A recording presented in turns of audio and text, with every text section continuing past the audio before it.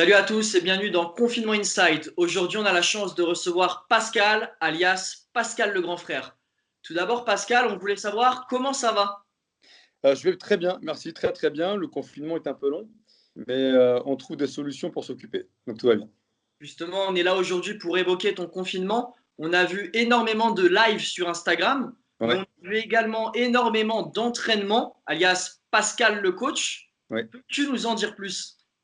Alors c'est une application que j'ai créée, enfin que j'ai commencé à créer il y a quelques mois avec les concepteurs, et puis on devait la sortir avant le confinement, et je me suis dit ce serait peut-être malvenu de la sortir au même moment parce que je voulais pas faire de l'argent sur le fait que les gens soient à la maison.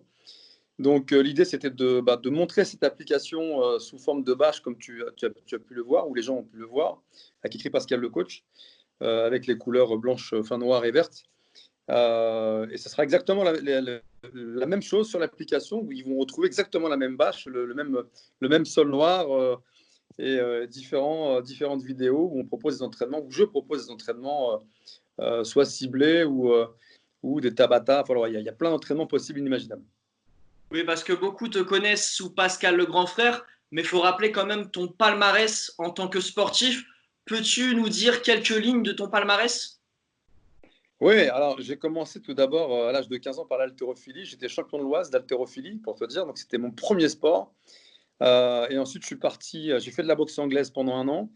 Et au moment de faire la compétition, j'ai dit à mon prof que je n'allais pas faire de compétition, parce qu'il me manquait des techniques de jambes. J'avais besoin de mettre des coups de pied, moi. Et dans mon quartier, on mettait des coups de pied partout. Sur les poteaux, sur les branches d'arbres, on se faisait des concours, celui qui lèverait la jambe la plus haute. Et donc, je me blesse au niveau du dos quand je fais l'haltérophilie. Donc, j'arrête l'haltéro pendant un an. Et puis, je décide de reprendre un peu le sport. La musculation qui était, entre guillemets, un complément à l'haltérophilie, mais de la musculation pure. Et je découvre dans cette salle de musculation un truc sur 3 étages, un petit peu comme dans le film Bruce Lee, Le jeu de la mort. Au dernier étage, il y a un mec qui vole dans tous les sens, qui met des coups de pied, retourné, machin. Je vois le gars, je lui dis, mais vous faites quoi? Il me dit, je fais du kung-fu. Et là, je tombe amoureux tout de suite, pas du gars, mais de la discipline martiale que Bruce Lee pratiquait. Et je me lance là-dedans en 90, donc juste après l'armée. Et voilà, et donc 8 ans après, bah, je suis membre de l'équipe de France, je participe à différents championnats, donc je me montre un petit peu déjà sur les championnats de France, où je gagne 6 fois le titre. Et ensuite, je pars en championnat d'Europe. Mon premier championnat d'Europe, une catastrophe, je me fais déglinguer. C'est moi qu'on puisse dire. Parce qu'on n'était pas habitué aux projections en France, et on se retrouve avec des projections et le mec m'a attrapé les jambes. Et d'ailleurs, j'ai toutes mes vidéos, ce serait rigolo que je les mette d'ailleurs sur Internet. Et dans cette compétition en Italie, euh, le gars m'attrape mes jambes sans cesse, il me fait tomber tout le temps. Et j'ai pas le temps de lui mettre des coups de poing, qui m'attrape. Donc je me dis, ok, finalement mon art martial n'est pas complet, donc je décide de m'entraîner. Et du coup, je pars en championnat d'Europe à Londres, donc à Luton exactement. Et je finis vice-champion d'Europe, et on fait une finale France. On bat tous nos adversaires, et tous les Français sont sur le podium. Et donc je combats avec un de mes collègues, et lui, voilà, il gagne au point, et on se dit de toute façon la victoire elle est à nous deux, on représente notre pays. Et après je pars à Taïwan en championnat du monde, où je termine cinquième. Donc il y avait 365 nations. Donc voilà, donc gros travail pour en arriver là. Donc il faut s'entraîner. Et c'est marrant parce que le premier cours que j'avais fait avec mon prof d'ailleurs, qui s'appelait aussi Pascal, qui s'appelle toujours Pascal d'ailleurs, il m'avait dit, mais quel est ton objectif? Et je lui avais dit, moi je vais aller au championnat du monde. Donc j'étais déjà ambitieux à l'époque. Donc une ambition et bien sûr tu as réussi, tu t'es donné les moyens de réussir, ce que tu disais souvent justement qu'il fallait se faire des sacrifices et il faut s'entraîner pour réussir dans la vie et c'est une belle leçon que tu as pu nous apporter derrière bien sûr dans Pascal le grand frère pour ceux qui ont suivi bien sûr. On va Oui, pas. parce qu'il n'y a pas que ça, il n'y a pas que le côté sportif, il y a aussi le côté travail, où j'étais directeur service jeunesse, que tout le monde me dit, mais est-ce que tu es éduque? Bah oui, j'étais directeur service jeunesse dans ma ville, donc je m'occupais des jeunes de quartier au sein de mon service. Voilà. Et on va revenir sur le confinement. Du coup, quels entraînements typiques tu donnes au quotidien? Alors j'essaye d'être très inventif, c'est pas évident parce que en général on travaille avec des haltères, avec des charges lourdes ou plus ou moins lourdes. Et là tu te dis, mais en fait il faut trouver des trucs au poids de corps. Alors il y en a plein des exercices, hein, il y en a pas mal, hein. Mais tu te creuses encore plus la tête pour trouver des exercices qui vont ensemble et te dire, bon, est-ce que tout le monde va pouvoir le faire? Ce que je souhaiterais, en fait, c'est donner l'accessibilité à tous et pas qu'à ceux qui sont en salle. qui poussent du lourd ou pas, peu importe, mais de se dire, eh ben, chez soi, on peut quand même s'entraîner. Et puis, tu as des gens qui n'aiment pas forcément le sport, et c'est essayer de leur donner ce goût au sport et de se dire, vous avez entendu, les médecins ont dit que quelqu'un qui est sportif a plus de chances d'aller mieux par rapport au Covid-19 que quelqu'un qui n'en fait pas. Donc je me dis, bon, bah, c'est peut-être le moment de créer ça. Et comme j'ai ma propre salle, je ne voulais pas laisser mes adhérents sans sport. Donc, je leur ai proposé de faire une séance chaque matin. Au départ, je la faisais en live.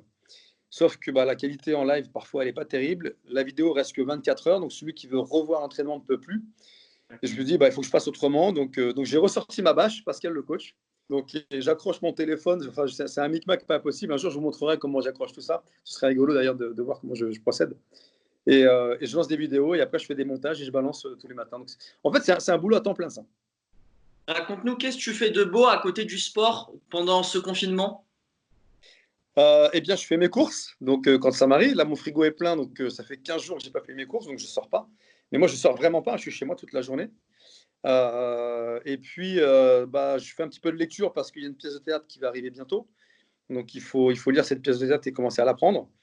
Et ensuite, bah, je regarde, bah, comme tout le monde, hein, voilà, les séries Netflix. Alors, heureusement, moi, j'ai Smart TV. Donc, j'ai le fameux boîtier là, dont on parle tous. Donc, ça, parce que Netflix, on a vite fait le tour, hein. Finalement, il n'y a pas grand-chose sur Netflix, à vrai dire, quand on regarde bien. Donc, voilà, donc, les séries Netflix, ça me fatigue un petit peu parce que c'est pas renouvelé. Et donc, je me mate voilà, pas mal de films que je n'avais pas vus, et même des anciens films comme Full Metal Jacket. D'ailleurs, récemment, j'ai fait une vidéo avec, avec le salut américain, l'hymne américain, l'hymne des Marines d'ailleurs, où j'ai remercié tout le monde voilà, avec le salut militaire américain, en disant merci aux médecins, etc. Tu as dû l'avoir, je pense. C'est ça, j'ai vu. Voilà, donc j'essaie de m'occuper un petit peu comme je peux. Et le ménage chez moi est nickel, hein. On a que ça à faire d'ailleurs. Quelle série Donc tu voilà. peux nous conseiller, justement? De quoi? J'ai pas entendu. Quelle série tu pourrais nous conseiller, justement? Bah, Casa de Papel en ce moment. C'est vrai que C'est c'est Casa de Papel. Il y a The excellent. Walking Dead aussi, que je regarde la nouvelle saison sur OCS, sur anglais, hein, donc c'est traduit, donc puis ça permet aussi de travailler un petit peu la langue. Donc ça, il y a Viking qui est pas mal. Viking qui est pas mal. Et après, moi, je suis plus film que série, parce que série, tu es obligé de suivre du début à la fin, quoi. Tu es obligé de taper tous les saisons. Donc moi, je préfère plus les films, perso. Quel est le programme de cette fin de journée, du coup? Je fais un live tout à l'heure. Donc je fais un live tout à l'heure vers 18h, je pense. Même non, j'ai un live à 19h avec Erika Delattre. Tous les dimanches, on fait un live à plusieurs, donc avec les gens d'M6. Donc, je passerai à 19h10. Donc, il y aura un live à 19h10 sur. Alors, je ne sais plus sur quel Instagram, parce qu'en fait, on change d'Instagram tous les dimanches. Donc, voilà, ça c'est annoncé. Et puis, moi, je me ferai un petit live pour discuter un petit peu avec les gens, parce qu'ils ont beaucoup de questions à me poser. Et je trouve ça plutôt marrant de le faire. C'est vrai que c'est agréable de voir des sportifs ou des personnalités proches de leur communauté pendant ce moment compliqué pour tous, de pouvoir justement discuter, être abordable, c'est quelque chose qu'on recherche et qu'on puisse justement s'exprimer, c'est quelque chose de vraiment important. Est-ce que tu sais la première chose que tu feras une fois le confinement terminé? Bah, j'ouvre ma salle déjà. Première chose, j'ouvre la salle, j'annonce que tout le monde peut revenir. Donc, je pense que là, on va avoir peut-être plus d'inscrits que prévu parce que bah, les gens sont chez eux, mangent n'importe comment, mangent n'importe quoi. Puis en fait, quand tu es chez toi, tu fais que manger finalement quand tu y penses. Tu grignotes. C'est C'est ce vrai. qu'il y a de pire. Donc ça va être bien pour toutes les salles de sport et tous les coachs. Tu vois, ça va être pas mal, ça. On va avoir du boulot. Justement, en parlant de la salle, où peut-on la trouver? Alors, c'est à Montataire dans l'Oise. Il faut taper sur internet qgtraining.fr. Donc QG, les deux lettres, QG, donc le quartier général, training de l'entraînement. Donc, et voilà, donc vous allez voir, il y a un tout nouveau site qui est fait, qui est propre maintenant. Et je remercie d'ailleurs la société Incom qui a œuvré pour qu'on ait un super site. Et ce site est juste extraordinaire. Ils sont très réactifs. Donc, je remercie Karine Mazot particulièrement parce que c'est une des personnes avec qui je bosse aujourd'hui, plus tous ses collaborateurs, collaboratrices. Alors, il y a tellement, je ne vais pas tous les citer, hein. Mais il y a Maïté qui est aussi, j'ai rencontré, avec laquelle j'ai travaillé. Donc, grâce à toi, grâce à tous ces gens-là, on arrive à communiquer et à faire partager nos passions communes, en tout cas pour les coachs et pour ceux qui ont des salles. Et enfin, Pascal, je voulais te laisser le mot de la fin. On a vu bien Ouais. sûr beaucoup de messages pour rendre hommage au personnel soignant, beaucoup de messages adressés aux Français comme quoi il fallait bien rester confiné, le fameux restez chez vous. Quel message t'aimerais faire passer, toi, aujourd'hui, Pascal? Ah, alors, le message, c'est moi, ce qui m'inquiète, c'est l'après.